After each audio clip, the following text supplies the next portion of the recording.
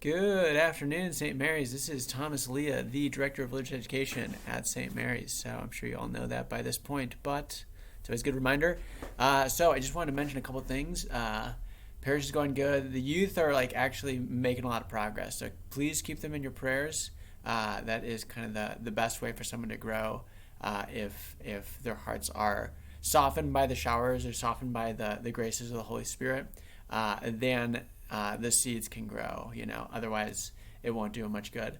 But anyways, going to mention it again not this Thursday, next Thursday, we will be starting Eucharistic Adoration. So we still have time slots that need to be filled.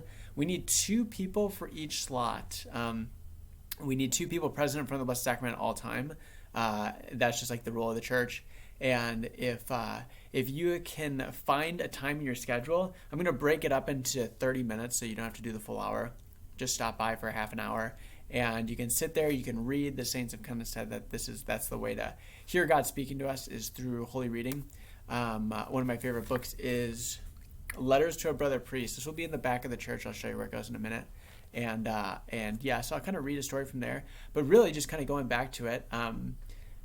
This is kind of just the greatest way to spend our time in our lives, I think a lot of times we can sit in front of a television, or we can, sit in front of a baseball game or sit in front of a football game. We're master sitters in the United States of America. We are professionals at sitting down, right? But when it comes to, sitting in front of a church or sitting in front of the Blessed Sacrament, especially the Blessed Sacrament, we get challenged. It's almost it almost seems like it's too heavy for us. But yeah, so the beauty of Eucharistic Adoration is there's not too much we have to do on our part, right? We just have to show up. So Jesus is called the divine physician. And we have been damaged greatly to a great degree through the fall, and then just through continually sinning in our lives, and then other people's sins affecting our lives, right? If you don't think you're damaged, then you haven't gone very deep into yourself, because I can tell you for one, I've been greatly damaged. And the Lord, when we go to Him in front of the Eucharist, He heals our souls, right? He transforms us. He makes us more into His image. Our original likeness, our original image was supposed to be the image and likeness of God. And it's only Jesus that can bring us back to that state. So receiving the Eucharist is the most powerful way. The second way is Eucharistic Adoration. We go in front of the Lord, and really one makes way for the second.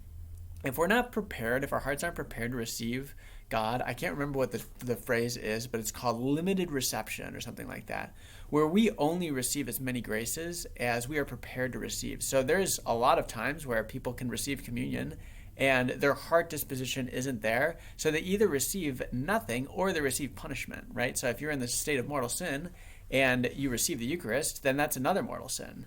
And some of the saints say there's no greater punishment on earth that can be imagined. We can't even imagine the punishment for receiving the Eucharist in the state of grace. I showed my students earlier. I'll just I'll explain that in another video. I don't want to get into that right now. But anyways, so this is kind of a story that I pulled open in this book, and I love this book. And I'll leave it at the back of the church. I'll show you in a sec where it is. So Eileen, so this is just a story, March 31st, 1994. Eileen left Catholicism and joined a Methodist church. She said that God was not in the Catholic Church because there was so little enthusiasm for the faith. One day she returned to the church just to thank Father Adherin for all that he had done for her while she was a Catholic. He was not at the priest's house, but at the church getting ready for Holy Thursday Mass, so she decided to wait. After Mass, Father Adherin had a procession with the Blessed Sacrament. When the procession reached Eileen, who was sitting in the back, Father Adherin blessed her with the monstrance. She said she felt a tidal wave of love, stronger than anything possible, but gentle as a breeze. Then she heard a voice, "Eileen, I am in my church. I am here truly present in the most blessed sacrament, but people do not know me or love me, and they leave me all alone and abandoned. Help me to renew my church through perpetual adoration." So that's just kind of a beautiful story. But when we sit in front of the Blessed Sacrament, we don't feel God that way all the time. Sometimes we do. But he pours himself, he showers us with graces, he transforms us, like what I was saying.